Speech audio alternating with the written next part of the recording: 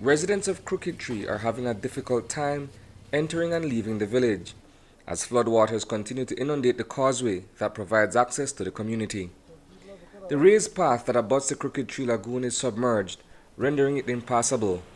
To get out or get in, one has to catch a ride on a Coast Guard vessel that traverses these waters on scheduled runs. Each and every day we have to use boat, and right now we are trying to get some skid to build a causeway so we could take the people from one point to the other. It is an inconvenience that commuters will have to live with for the next few months. On the outskirts of Crooked Tree, vehicles are lined up on the side of the road and the only way in is by water. We have the Coast Guard in our village and they are doing a pretty good job, and we thank God for them. Because they took the people from one point to the other every so often in the morning, and even during the night they are out here trying to help. So we really appreciate the help from the Coast Guard.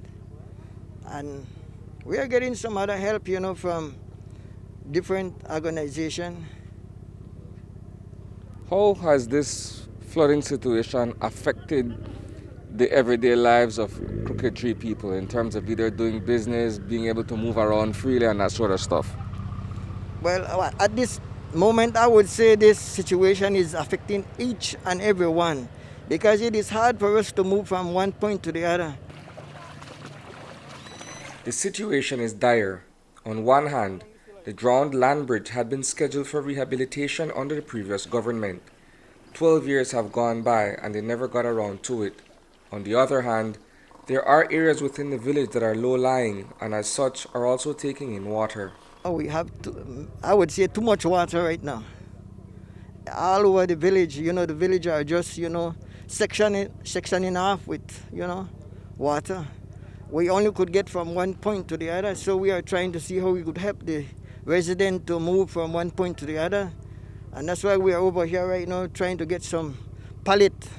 The people from Belize, they are donating some pallet to us, and we are trying to get them so we could build something to help the people, to get them out of the water.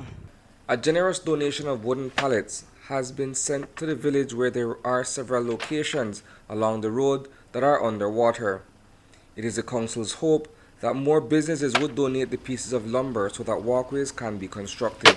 It is a bit impossible in the village to move around, even by vehicle, so we are trying our best to see how we could get the people comfortable during this time because we know that this situation will probably be until January. Now, I gather you've been a resident of Crooked Tree either all your life. Yeah. Has this been the worst you've seen it? No, not as yet. We had worse than this before, but I believe if the other weather that is out there should come this way, it will probably be worse than all the other ones. Residents fear that the deluge from Tropical Storm Iota that has essentially cut off Crooked Tree from the rest of the country will only get worse should Tropical Storm Iota also dump water in the western and central parts of the country. Reporting for News 5, I am Isani, Cayetano.